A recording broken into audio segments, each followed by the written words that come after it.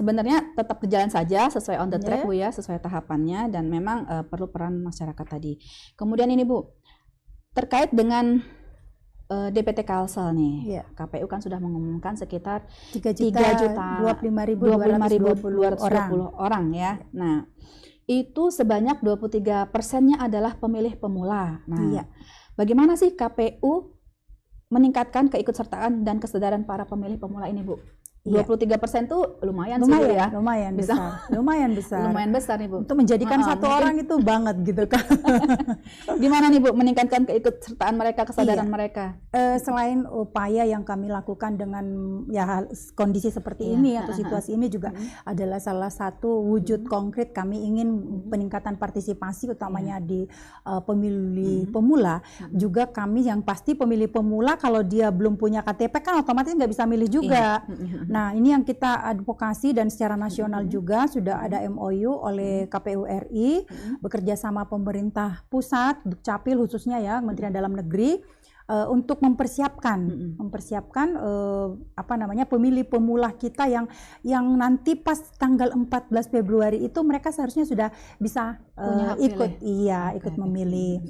Ini yang kami terus-menerus advokasi, mudah-mudahan pemerintah pusat dan juga pemerintah daerah khususnya Provinsi Kalimantan Selatan terkhusus Dukcapil juga proaktif untuk membantu kami karena ini kerja bersama mempersiapkan mekanisme memiliki pemilih pemula memiliki KTP elektronik seperti itu karena itu ranahnya KTP elektronik ranahnya Dukcapil, kami ranahnya menjadikannya DPT dan mereka yang pemilih pemula insya Allah teman-teman data ini sudah mencoba untuk mendata sedetil mungkin calon-calon pemilih pemula yang kita perkirakan itu tanggal 14 Februari mereka 17 tahun. Jadi krusialnya di situ. Itu nanti dari KPU sendiri untuk mengakomodir mereka bagaimana? Apakah ada TPS? Sesuai dengan KTP mereka. Jadi kalau KTP-nya bertempat tinggal di mana, ya TPS-nya ya di sekitar sana ya. Oke. Itu sudah otomatis Ibu ya dan sudah ada aturannya ya. Sudah dikelompokkan berdasarkan kartu kartu keluarga mereka waktu pencoklikan kemarin. Oke. Baik, sebenarnya memang pemilih pemula ini mungkin kesadarannya masih kurang, tapi mereka tetap harus digenjot supaya berpartisipasi ya Ibu ya, karena memang betul. Dalam demokrasi ini suara mereka berharga ya, suara mereka berharga dan menentukan juga. Jadi kalau terkait suara ini siapapun ya, mau pemilih pemula, pemilih tua, baby boomer gitu ya, nenek-nenek yang mohon maaf, orang tua yang kita anggap sudah sangat sepuh, ya mereka semua punya hak.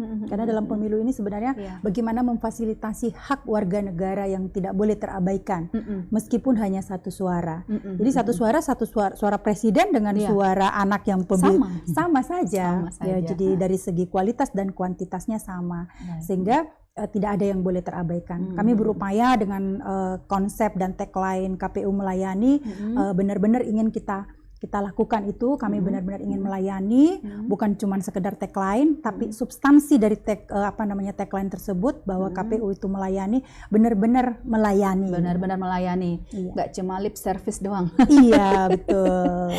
Baik, mungkin bisa disosialisasikan lagi nih Bu, bagaimana orang atau masyarakat nih tahu aku udah masuk sebagai pemilih belum sih? Gitu loh. Nah, boleh. Jadi silakan dicek, cek data dptonline.go.id KPU ya, kpu.go.id itu dicek. Kalau kita itu kan jelas itu nanti TPS-nya berapa, di mana tempatnya, itu akan ada. Nah, kalau belum ada di situ silahkan melapor ke KPU kabupaten kota di wilayah masing-masing gitu.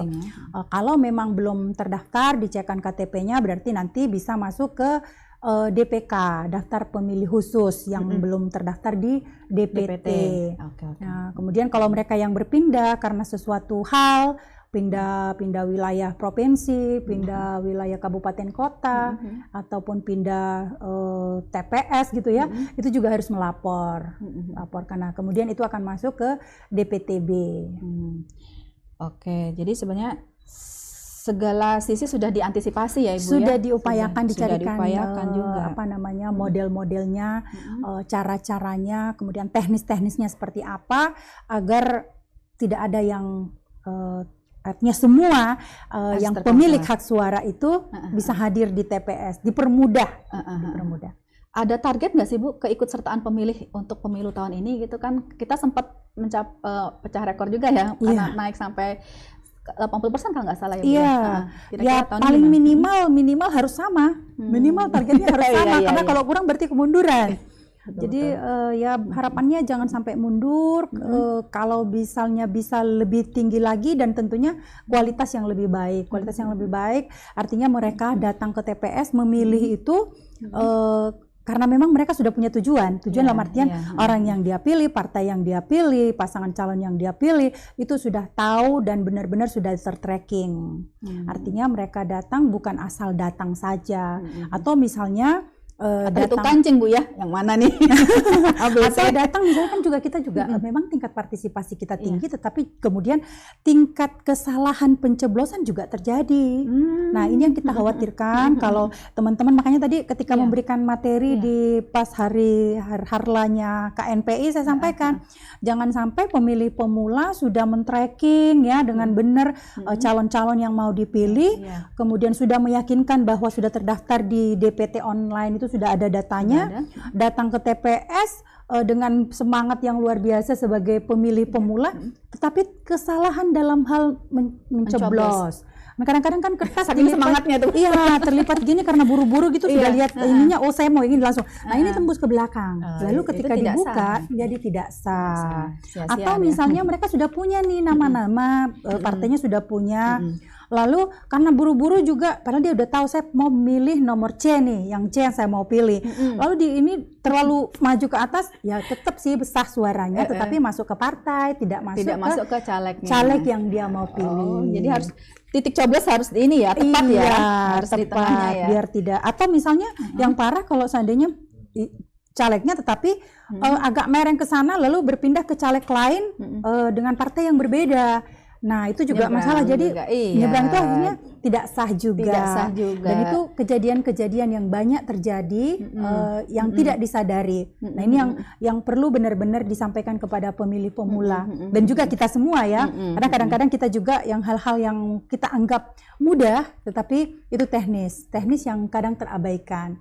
Dan kadang-kadang karena semangat tadi ya, jadi terlalu semangat ya, kecepatan makanya harus hati-hati Bu ya. Bahwa ke TPS memilih dan tahu yang kita pilih, dan kita pastikan bahwa yang kita pilih ketika kita mencoblos itu tepat, tidak keliru, tidak menjadi sampah saja.